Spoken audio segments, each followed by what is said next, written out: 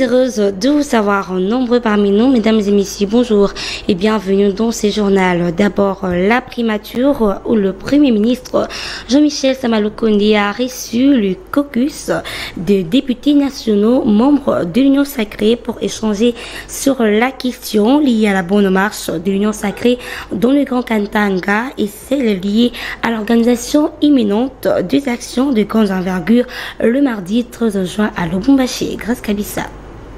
Le Premier ministre Jean-Michel Sama-Lukonde, membre du Présidium de l'Union sacrée, a échangé ce mardi 13 juin 2023 à Lubumbashi avec le caucus des députés nationaux membres de l'Union sacrée, représentant les 4 provinces de l'espace Grand Katanga. C'était au gouvernorat du Haut-Katanga, en présence du gouverneur Jean Kiabula Katoué. La question liée à la bonne marche de l'Union sacrée dans le Grand Katanga et celle liée à l'organisation imminente des actions de grande envergure était au centre de leurs échanges. En croire l'honorable John Banzalunda, chef de cette délégation, la santé de l'Union sacrée au Grand Katanga est au zénith. Il faut signaler que le Premier ministre séjourne dans le Haut-Katanga depuis le week-end dernier. Il a effectué une visite de travail dans le territoire de Kasenga pour visiter notamment les ouvrages réalisés dans le cadre du programme de développement local des 145 territoires.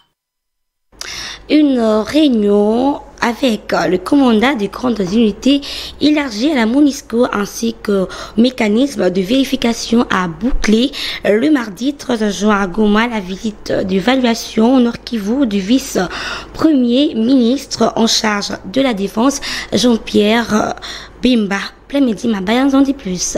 Le vice-premier ministre et ministre de la Défense et ancien combattant Jean-Pierre Bemba Gombo est arrivé ce mardi au terme de sa visite de travail à Goma, où il a lancé un appel à l'unité,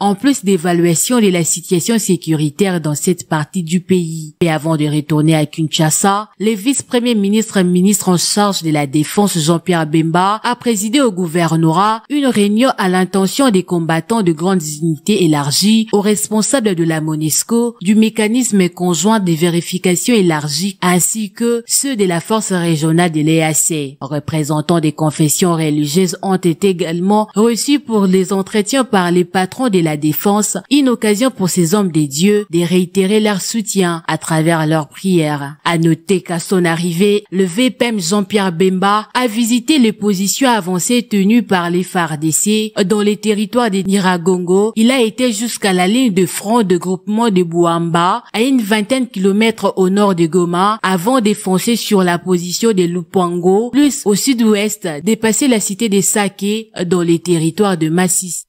Et puis, la convocation de l'électorat pour la députation nationale est prévue pour le 25 juin prochain, a réaffirmé la Commission électorale nationale indépendante dans un communiqué de presse rendu public le lundi dernier à Kinshasa. Regardez. Pendant 20 jours, soit du 26 juin au 15 juillet, le bureau de réception et traitement des candidatures à la députation nationale sera ouvert. À cet effet, la CENI rappelle les conditions requises pour chaque candidat. Être de nationalité congolaise, être âgé de 25 ans révolus à la date de dépôt des candidatures, jouir de la plénitude des droits civiques et politiques, avoir la qualité d'électeur ou se faire identifier enrôlé lors du dépôt de candidature, avoir un diplôme d'études supérieures ou universitaires ou justifier d'une expérience professionnelle d'au moins 5 ans dans les domaines politiques, administratifs ou socio-économiques. La CENI précise, conformément à l'article 121 de la loi électorale, que la déclaration des candidatures devra comprendre l'original de la lettre de consentement, une fiche d'identité suivie d'un CV, 4 photos passeport, les logos du parti ou regroupement politique, ainsi que le nom des 2 suppléants. Seront joints à ces dossiers une photocopie de la carte électeur, de l'acte ou attestation de naissance, une preuve de paiement de 100 millions de francs congolais par siège, l'original de la lettre d'investiture du candidat par son parti ou regroupement politique, ainsi qu'une photocopie certifiée conforme au diplôme d'études supérieures ou universitaires. Parlons à présent de l'opération Kinshasa-Bopito qui se porte bien dans la commune de Massina. Le bourgmestre Joseph Chikou Katumba matérialise le programme du gouverneur Jean-Tilingo Bilambaka dans le but de rendre propre la ville de Kinshasa. Reportage Kaskabissa. Kinshasa Bopeto, programme quinquennal du gouverneur Gentilini Bilambaka, est mis en exécution par le bourgmestre de la commune de Massina, Joseph Chikou Katumba. Ces derniers s'investissent jour et nuit dans l'assainissement des différents acteurs principaux de cette municipalité et depuis son avènement, ainsi qu'à la sensibilisation des habitants de cette commune. S'il faut dire déjà dans le cadre de la sensibilisation de la population sur une prise en charge responsable de la commune de Massina, ça peut être jusqu'à la grande réalisation pour moi, parce qu'il fallait amener d'abord la population à comprendre qu'il fallait rendre son environnement propre. Et c'est le travail qui est fait, et c'est le travail qui va continuer à être fait tous les jours avec la population de Massina. Par ailleurs, Joseph Chikou Katumba, bourgmestre de la commune de Massina, a mis en place un service d'assainissement pour l'évacuation de déchets dans tous les acteurs de sa municipalité. Massina, une commune pas facile à gérer parce qu'elle n'est pas tellement bien urbanisée, vous savez. Alors avec la saison de pluie, les habitants de Massina sont vraiment dérangés. Alors pendant cette saison sèche, il faut prendre des dispositions pour curer certaines rivières, certaines rigoles, pour faciliter l'écoulement de l'eau, afin de rendre donner un peu une vie un peu plus facile à la population de Massina. Ce qui fait que il y a 2 semaines, on a fait un effort de mettre à disposition de cette population de Massina et puis rajouter l'effectif des personnels, bien des agents de Kin Bopeto pour permettre à ce que le travail puisse être un peu plus rapide, plus simple à faire durant ces temps de la saison sèche. Rappelons que le bourgmestre de la commune de Massina s'aligne dans la vision du gouverneur de la ville de Kinshasa, Gentilini Bilambaka. Et terminons en sport avec le Léopard tennis messieurs qui se prépare dans les installations du cercle de Kinshasa dans la commune de la Gombe pour prendre pied aux éliminatoires de la Coupe du Monde Davis Cup Zone 5 qui démarre ce 18 juin 2023. Dieu merci Naningo pour les précisions.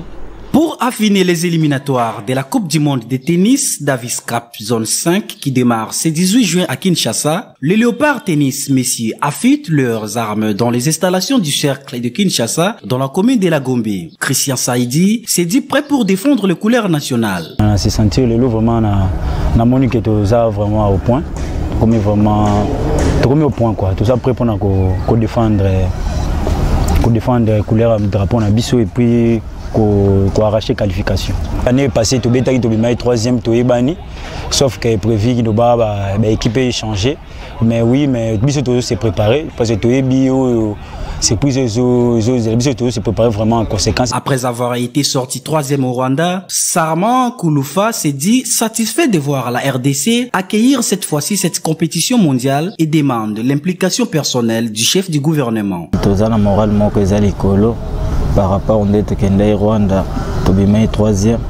Si tu es à Davis Cup, et c'est le moyen tu es en RDC. Tu as vraiment la morale de l'équipe Mobimba. Tu as vraiment la morale à l'école. Parce que tu as besoin de qualification. Tu as besoin de qualification à la RDC vraiment et au Salabiso bien et surtout la ministre du sport.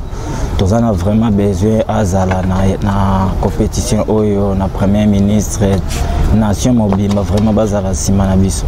L'équipe nationale de tennis est restée soudée avec détermination de glaner plusieurs médailles, avec l'appui financier du gouvernement et la présence du public sportif congolais, précise Arnold Ikondo. Na Botswana, pour la après na disparaki, Mexico yo.